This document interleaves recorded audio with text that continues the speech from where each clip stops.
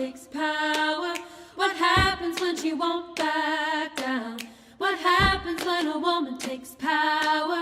What happens? What happens? What happens when a woman takes power? What happens when she won't back down? Welcome everyone to International Women's Day, and I am so excited. We are so excited to have Jaha Dukureh with us today. And I'd love to just say a few things about Jaha in the short time that I've known her, and then we'll hear from Jaha. But I don't think there's a more fitting person, a woman we could have invited to speak with us today. And just to share a few of what you've accomplished to date, you're a Nobel Prize nominee. You are a UN Goodwill Ambassador and a UN Women Ambassador for Africa. You're the founder of Safe Hands for Girls, which is a survivor-led organization focused on female genital mutilation, child marriage, and any form of violence against women and girls. You were also the recipient of the Eleanor Roosevelt Medal of Honor. You've been recognized as one of Time's 100 most influential people in the world. That is huge. And last December, you ran for vice president of the Gambia. And if I hadn't already said it, you just turned 32, right? That is amazing. Jaha, to get started, we'd love to just hear a little bit about your life, your trajectory, and what has brought you to doing the work that you're doing today. Absolutely. Thank you very much, Darcy, Henry, Colin, and everyone. And Roberta, it's good to see you again. I would love for this to be conversational. So after I've discussed myself, we can, I can answer any questions that anyone has. But my name is Jaha Dukureh, and I am originally from the Gambia. I was born and raised in the Gambia until I was 15 years old, where I moved to the US for an arranged marriage. Part of my culture is when a girl is born, they go through FGM, and during their teenage life, they are forced to get married. Every girl before me in my family had gone through exactly the same story. So I moved to New York when I was 15 and married a guy that I had never met. And I think that in part is what led to the work that I'm doing today. Because, when it comes to FGM, I was 1 week old when I went through female genital mutilation. So I have no memory of going through the practice. I don't know how painful it was or the trauma associated with that. But when it comes to child marriage, for instance, personally, I believe that when you force a girl to marry someone that they don't want to marry, you've given that person the right to rape them over and over again. But aside from that, when I gave birth to my daughter, Khadija, I realized that I don't want her to go through the same experiences that I went through. But then, look, Khadija's one girl. There's 200 million girls around the world who are living with the consequence of female genital mutilation. More than 800 million girls have been subjected to child marriage. And when I started speaking out on both of these issues at that time, there was no human face to it and there was no human voice to it. And it was important that people understand that the women that go through these practices are not any different from them. And because of that, I decided to put myself out there and I started campaigning against FGM in the US. When I started at the time, it was during the Obama administration. I started a change.org petition asking President Obama to look into the number of women who are impacted by FGM in the US. The reason why I did that was around the same time I started a blog where I was sharing my own experiences. And a lot of young women across the US who were also living under similar circumstances started reaching out to me. And because of that, I wanted to know how many people are living in this country who have been through what I've been through.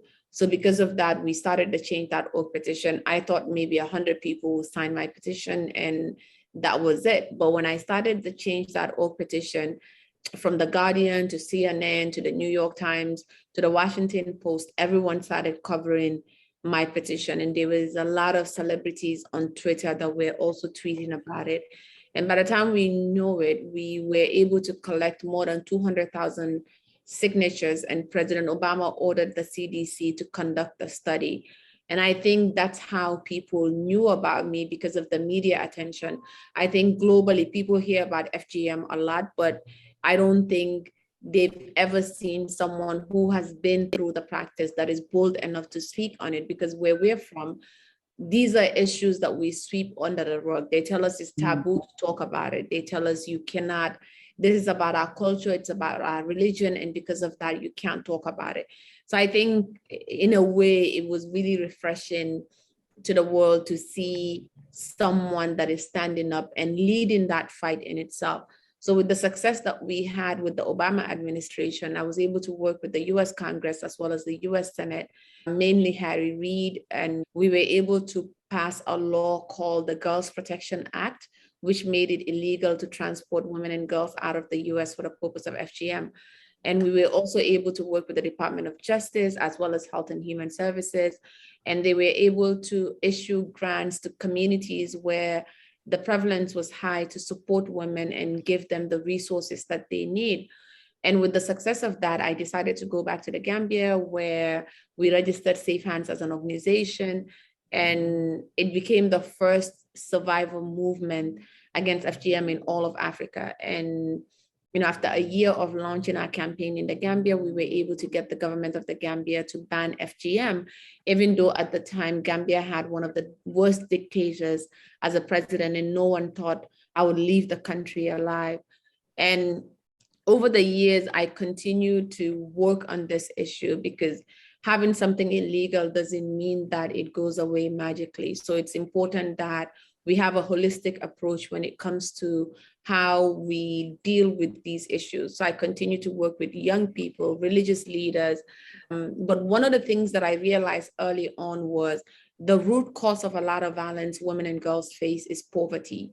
And in order for us to actually get to the root of these issues, it's important that we work on supporting women to uplift them from poverty, in a sense. So which is what led to our regenerative agricultural program.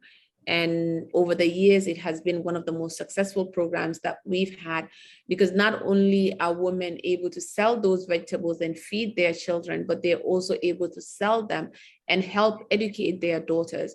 And personally, just seeing the impact and seeing how that project has grown and continues to sustain itself shows me that this is the way forward if we want to do it at a bigger scale. So last year, I was called home to run for office. And, it was very, very challenging. And at my age, I honestly didn't think anyone would expect me to, run for the highest office in my country. And I ended up being chosen as the vice presidential candidate in the last presidential election. But as you know, sexism and ageism is everywhere in the world. And there's a lot of places in the world where women cannot be trusted. But imagine in a country where you have 96% Muslim, and for a woman like me, who's not as conservative as many people would consider, mainly because of the way that I dress and I don't cover my head. So you can imagine what it must have been like to find myself in a situation like that. But I don't regret it, because I think one of the things that I have seen is it has inspired a lot of young people. Currently, we have our local elections and National Assembly elections going on in the Gambia. There's a lot of young people, especially young women, that are contesting. And I think the only reason why they've been able to build that courage to do it is because they've seen me there, as hard as it was. And recently I was also nominated as the best politician in the Gambia, which I don't know how, but I take it as a huge compliment. So which shows that regardless of how the outcome of the election turned out, we did make a huge impact, and we did send a statement that we wanted to send, that it doesn't matter what my gender is, and it doesn't matter how young I am. If I believe that I can improve the lives of my people, then definitely my age or my gender shouldn't stop me from doing that. Yes, so after the elections, Henry, Colin, and I have been working on a new project called Regenerate Gambia. And the reason why is mainly because of its connection to the regenerative agricultural project that we started in the Gambia, which has helped transform lives, and the earning potential of the women that are in this program has increased a lot. And as someone who has struggled a lot in my life to also gain an education, we realized that education is also connected to when you're trying to improve people's lives. So with Regenerate Gambia, not only are we going to focus on regenerative agriculture, but IT, women's empowerment, and even energy, because solar is huge in the Gambia right now. And I think getting our women, especially young women, interested in science and technology is one of the ways that we can break our continent away from poverty. So in a nutshell, that's who I am and what I've been focused on. That is amazing. You know, so many questions, but Roberta shared something with us today. It was from Georgetown Institute for Women, Peace and Security. And it said research underscores the important intersections between climate security and gender. Inclusive climate action cannot wait. Women's leadership must be promoted at all levels, including their roles in climate negotiations, the design and implementation of programs in adaptation and mitigation, and as entrepreneurs in renewable energy. You just spoke to so many aspects of that. How do you see women in the Gambia really stepping forward and taking a leadership approach to regenerative agriculture, climate, energy, with you really leading the way?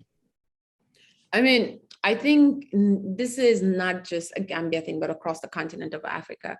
Women are usually small scale farmers. And if you go to markets, they're the ones that are selling vegetables and doing all of this work. But a lot of times, one of the things that we've realized is if there's not processing facilities or storage facilities, if they don't sell all the vegetables or food items that they plan to sell on that day, they go to waste, and that takes away from their earning potential, and it takes away a lot. So part of what we're trying to do with Regenerative Gambia, it's not only to grow the crops, but it's also to establish the processing facilities. It's also to bring the education that is required so women can have access to markets, so that they can increase their yields, so that we can protect our environment. Because where we're from, protecting the environment is not necessarily a priority when you don't know where your next meal is going to come from. But I think with a project like this, we can actually create those markets and help these women elevate their status in society. Because I think that's the only way we're going to end some of the biggest human rights violations that women continue to face. Is a power issue, and we have to give power in order for women to be able to stand up and defend themselves. But if you're always reliant on someone and needing someone else to support you, it's hard for you to be able to stand in your truth or in your own power. That's right. That's right. Roberta's got a question, but I want to just make an observation. When we've spoken in the past and again today, one of the things that the Magnolias are focused on are looking at the interconnectedness of the 17 Sustainable Development Goals. And as you talk about Regenerate Gambia, you've already started linking so many of those, certainly the gender issue, agriculture, climate, education, health, poverty. And this is just going to be an amazing story to watch how it unfolds with women at the leadership. So Roberta, you've got a question.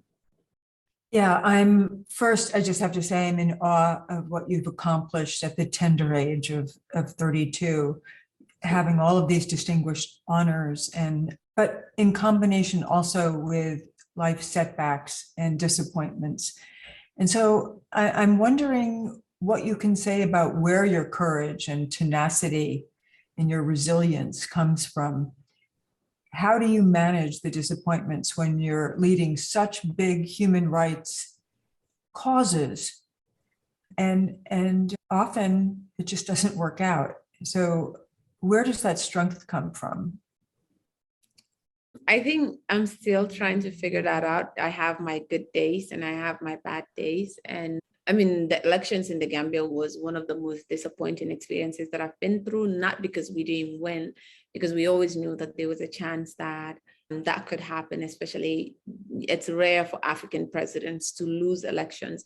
But I think it's just, really tough because not a lot of people understand my life or what it takes for me to wake up every day and want to continue doing this work. And it's not every day that I have the courage, and it's not every day that I have the energy, but it's just that I've started something and I have an amazing team that works with me. I have amazing people all over the world that believe in me. And sometimes even when I don't have the energy or the courage myself, that reminder that I am not alone is always helpful and always eventually gets me to where I need to be in order for me to continue. But it hasn't been easy. Clearly, and I still wonder if there is some spark in your life or some person or, how you are taking on the world in the way that you are in a pretty sexist country. Yeah, I mean, there's no spark. My marriage ended during the elections. So that's what women faced all over the world. It's so it's only me and my kids, and I have amazing friends in like Colin, Henry, as well as my staff and my volunteers, and the young women who have also been in our programs, both in the US as well as in the Gambia. I mean, recently I was looking online to the first batch of girls that enrolled in my program in Atlanta and seeing how their lives have changed, seeing them graduate college, seeing them get these amazing employment opportunities when their parents were cleaners or working at restaurants, but they are dreaming bigger. They want more in life, and they're breaking that circle of poverty because of what they've learned in our program, because of what they've seen. So for me, it's not about relying on one person in order for me to do the things that I do, but I try to find the beauty in other people, and especially people that are genuine and people that I know share the same vision as I do. Keep on keeping on, Jaha. Yes, Jaha, I remember as you launched your campaign, you were talking about some of the challenges and also some of the very innovative ways that you were reaching those who lived outside, big city centers.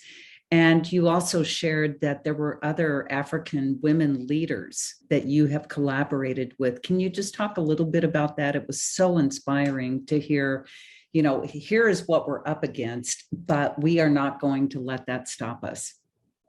No, absolutely. So I started a coalition of African women that are survivors of both FGM and child marriage called the Big Sister Movement.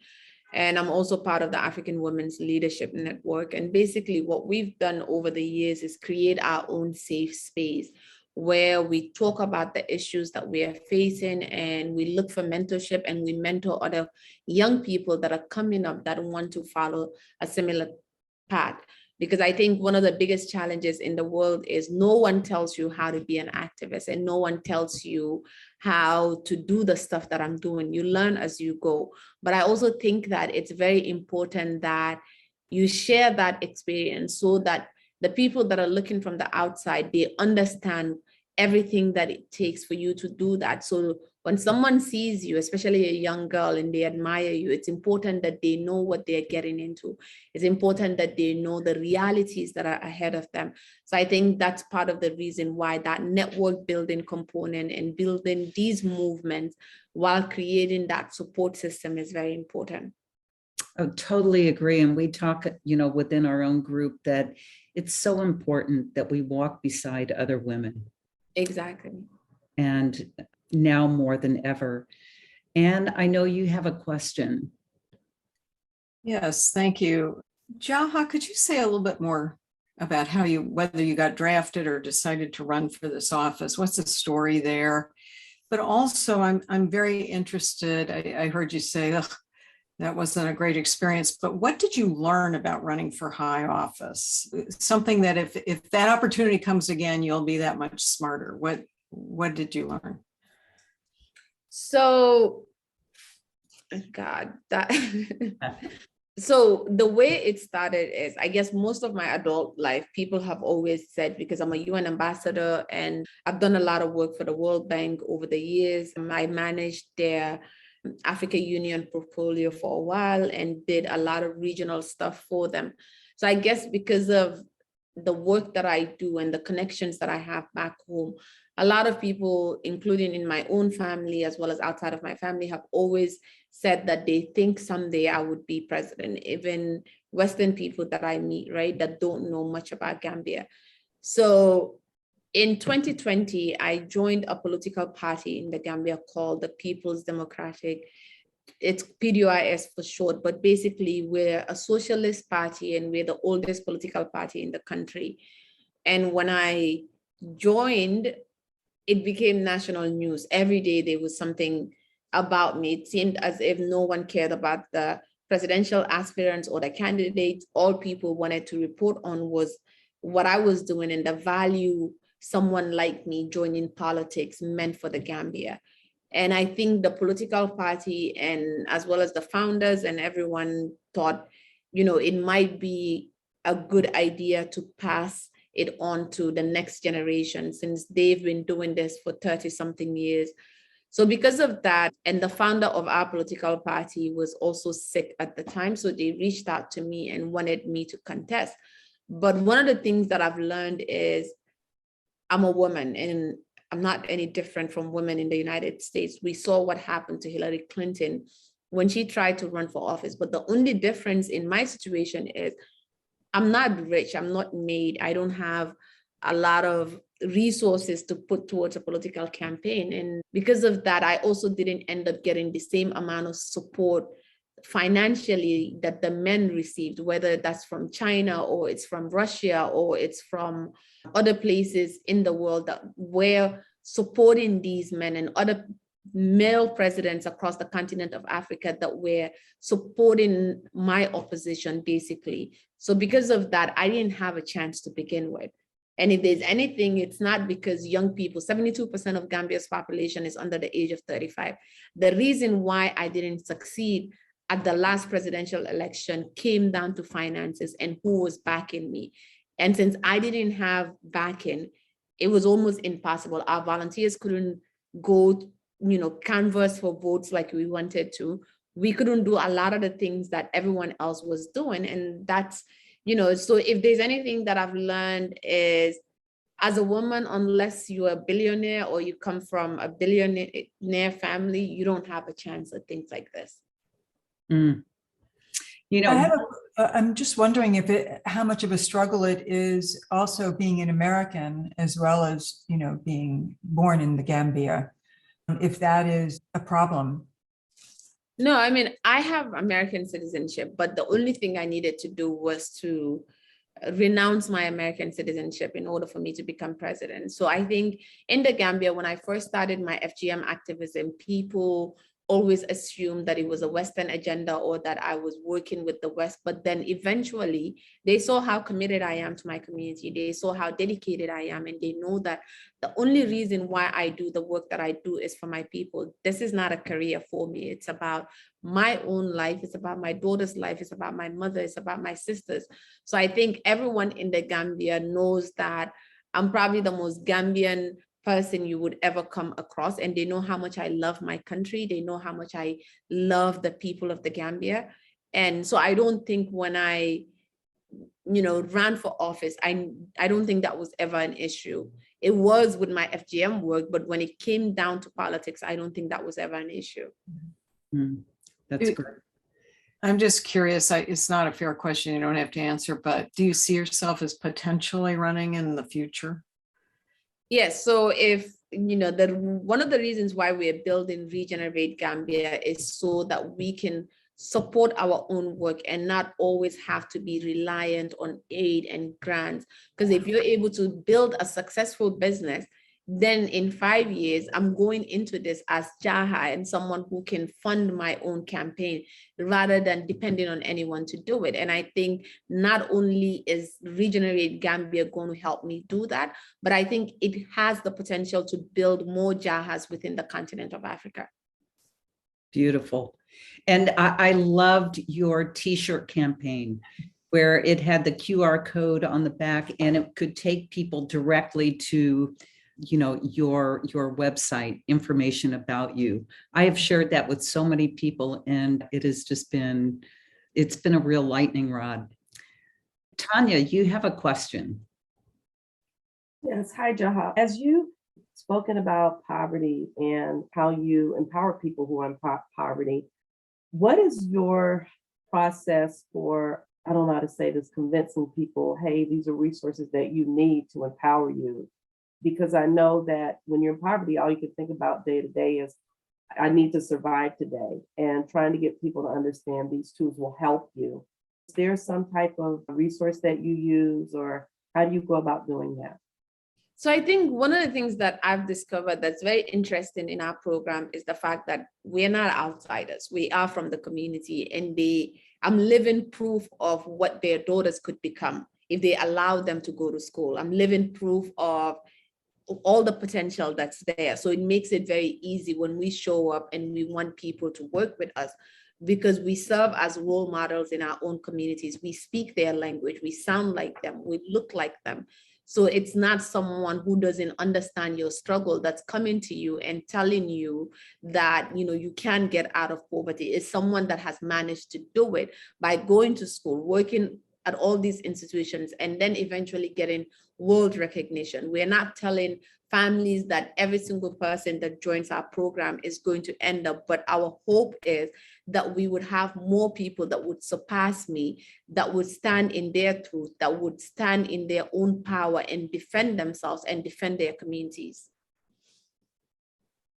I'm really drawn to the little nibble of an appetizer that you gave us about Regenerate Gambia and the work that you're doing with particularly women farmers, which I never realized until fairly recently that most family farmers are run by women. Exactly. And the role that regenerative agriculture plays in terms of drawing down carbon also. So all of, the interconnectivity in terms of good food and really helping to save the planet, or more appropriately, civilization. Can you say more about what your vision is for what this is going to look like in the Gambia? No, absolutely. So when it comes to Regenerate Gambia and regenerative agriculture, when you go to Gambia and you talk to any family about climate change, they will probably laugh in your face, because to them, that's a Western problem. We have way too many issues to even think about our environment. But what a lot of these families don't realize is every year there's multiple farms that are destroyed in the Gambia due to bushfire. And women are the ones that are impacted by this the most. But it's hard for you to get them to understand how all of these issues are connected.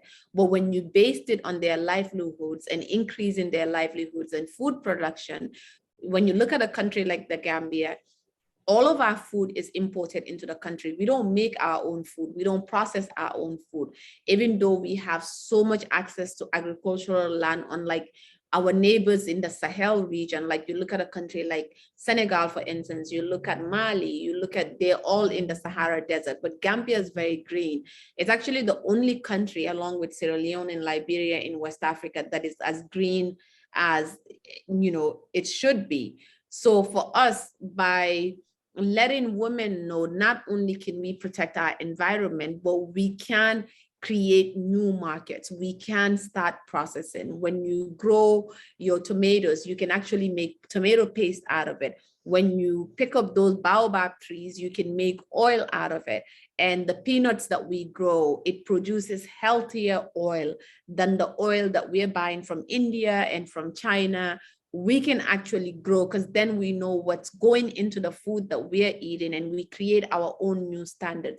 So I think that's what Regenerate Gambia is. It's not only about promoting a green economy, but it's also ensuring that we're healthier because of the foods that we're eating, and that, our environment is protected, and we're ensuring that, the soil that we're growing these crops in, the crops are rotating in the sense that throughout the year. So there's never a time when women can't work, because the way farming works in the Gambia, we have rainy season and then for about 4 months, and the rest of the year is the dry season.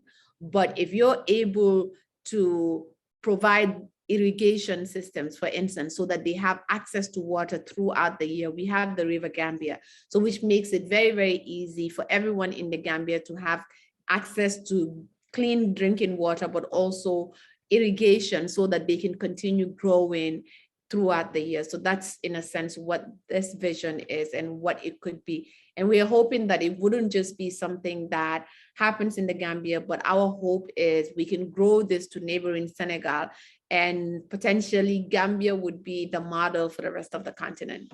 Exactly, exactly. So a two-part question: what gives you hope? And because this is International Women's History Month, who would you like to celebrate as a woman? I think my mother. My mother she was everything. I think she's the reason why I am who I am today. And she's not here to see everything. My mother knew that I would be here. I don't know how she did, but I remember when I was growing up, she would always say that she thought I would be the one that would take her out of poverty because of my empathy. And at the time, I didn't know what that meant. Before me, my mother has 7 other kids. None of them have ever sat in a classroom. My mother has never sat in a classroom. And the fact that she chose to educate me, she chose to put me into school, means that she knew that my destiny was bigger than what we saw at the time. So for me, I realized that I wouldn't have this ambition without my mother. I wouldn't have gone to school without her. So she is my hero. Beautiful, beautiful. What gives you hope for the future? My daughter, my children. My daughter is really amazing. She keeps telling everyone that she wants to be president when she grows up. So the fact that she was born in Atlanta means that she might actually come back to the US and run for office. But just seeing how happy she is. When I was her age, I already had a husband. When I was her age, I was being groomed for a man, and she's just there. She's happy. She never has to worry about any of those things. It's not even something that ever comes to her mind. So the fact that she has that freedom and she has that liberty, I think gives me a lot of hope. Beautiful. I have a couple of questions to kind of close this out, but I want to see if there are any other burning questions from the Magnolias for Jaha.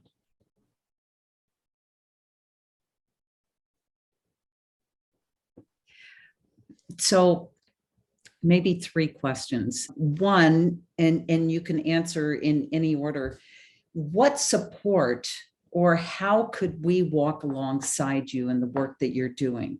So we're all about collaboration, learning from others, cross-pollinating ideas. So how might we be able to support you? Another question would be, what advice do you have for women and girls? And then, in the spirit of, the challenges that we face in the world collectively, what are 3 calls to action that anybody on the planet could do to help move us in a positive direction? Absolutely. I guess I will start with what advice that I have for other women. I think now more than ever, it's important that we help support each other, because we have to be our sisters' keepers, and no one can do this alone. I mean, you can find someone to mentor, you can find someone to advise, someone to invest in, and someone that needs it. Because I think, if men are not getting it, it's important that we women rally together and support one another. So when it comes to 3 calls of action, one, to anyone, I would say invest in women and girls. And I would say support women and girls, become allies rather than trying to dictate to them what to do and what not to do. And use your voice to raise awareness. It's very, very important. I mean, raising awareness doesn't cost a thing. It's free to use your voice. And it's important that everyone know that they have that power and they have it within them to speak out for someone else. And when it comes to my work and how anyone can be supporting. I think right now, what we're trying to do is we're trying to build the structural face of Regenerate Gambia. And because of that, with Colin and Henry, we are obviously looking for support. And if you know anyone that might be interested in this, or anything really, we're looking for advice, we're looking for support. So yes. Great. Any last words, anything that you would like us to know about you, or to leave with a final thought? Darcy, I want to say thank you for hosting this and making sure that it happens, and Henry and Colin, Roberta, and everyone else that has joined this call.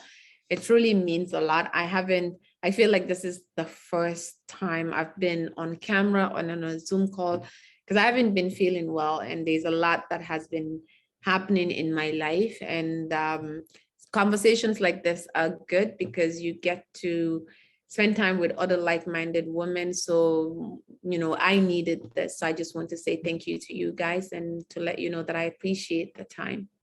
Well, we couldn't be more grateful to you, Jaha, for everything that you're doing in the Gambia and in the world. Thank you. And to be with us on this International Day of Women's Day. And we're here for you. We'll give thought in terms of how we can help. I think of you as being incredibly media savvy, also in terms of what I've been able to read, from The Guardian and other places. And I also find it interesting that it's not only have you been able to get media attention, but you also go door to door in terms of talking to the community. It's a real gift. And I think your mother was right. She knew that you had an extraordinary destiny. I mean, and you're very young and have a lot of time to accomplish a lot of good. No, I mean, I think my stepmother, because we grew up in the same house with my mom and her co-wife, and my stepmother always made fun of me because they said every time I was called to come help cook, I would never show up. And every time someone asked me to ever wash dishes, I would never do it. And I never learned how to mop or sweep or any of that. But if you ever needed someone to go out and look for something or find something in the markets, they said I was always the one that you would send, and I would go and get it done. But if it had to do with household chores, I was never good at it. And to this day, I'm still not good at it. I think that's brilliant advice for women. Exactly. So that's why whenever I find a parent complaining about they have a daughter that wouldn't cook, and I tell them I was exactly that way, but that's because destiny had bigger things for me than just sitting in the kitchen and trying to figure out how to cook or how to do all those household chores. Brava. Brava, yes. Sometimes we hear that message in ourselves, but something holds us back. The fear of the unknown, and the fact that you fully stepped into that and continue to step into that. I just want you to know that this is not a one and done conversation, that we would love to, bring you into the community, and we have other things planned that, to introduce you to others who have sat in your shoes. So that community of support will continue to grow. You can count on us for that. Yeah. Thank you very much. Yeah, I truly appreciate it. And I'd like to say, Jaha, that just your presence is a positive intervention. Just the fact that you exist, walk the earth, and show up wherever you show up. So I don't know if you ever are feeling down, like, oh, what the heck, none of this is working, but it's you. There's something that happens, I suspect, whenever you're living and breathing and showing up. So thank you for that. No, thank you very much. And it's, trust me, it's not every day that I want to live. Like, I don't think people understand that. And especially with the things that I've experienced and the things that I've been through. And it's like, I'm not the person that necessarily talks a lot about difficult things, even though people might think that a lot of, what they know about me might be a lot already for anyone. But there's a lot of things that continue to happen, that I continue to experience. And sometimes I don't even know how to articulate them myself. But, you know, the work that we're doing is also something that the world has never seen before. And I have to acknowledge that. And it has actually changed life. It has saved millions of girls from going through FGM, and FGM is ending in Africa. And the only reason why FGM is ending across the continent is because of people like me, because of the courage that we had, and because we were willing to put ourselves out there. And I've always said, even if something was to happen to me, you know, you can't kill my ideas. You can't take that away from me. The idea has already been planted. There are other young people that are looking up to me. So if you kill me, the ones that are growing, that seed has already been planted, and you can't kill all of them. Mm. You just spoke to one of our favorite sayings. It's a Mexican proverb, and it goes like this: they tried to bury us. They Exactly. didn't know we were seeds. Exactly. Yes. Yeah. Well, I do believe the tide is turning. And Sarah, if you're still with us, she wrote something the other day. She heard it from a young man speaking to his mother. But if every country in the world were run by women, what's the Yep. likelihood that we would have war? No, we won't have war. That's right. We know that. We wouldn't have war. And its ambition, its greed, and, you know, like, there's a lot of pain in this world. There's a lot of hunger. There's a lot of poverty. And we're not fixing that, but we're displacing more people. We're leaving more people shattered. And I don't know how we cannot see what the problem is with that. And I don't know why it's continuing or why it's still happening. But I'm hoping that, you know, things will change. Yes. Well, we need more women like you, Jaha, and you're inspiring more women like you Yes. to be women waging peace. Yes, I totally agree with that. And I think all of us collectively, we would continue inspiring a generation of women in a world where none of this happens. Well, I'd like to say in closing that we celebrate you today, Jaha, on International Women's Day. And thank you for everything that you've done, are committed to, and doing. And we are here to walk beside you. Thank you, Darcy, and thank you, everyone. Thank you for being here today. Thank you.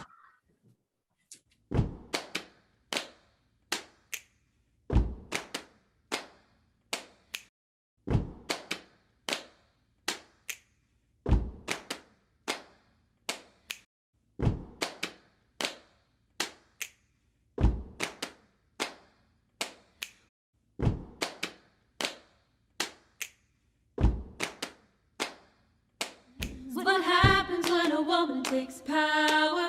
What happens when she won't back down?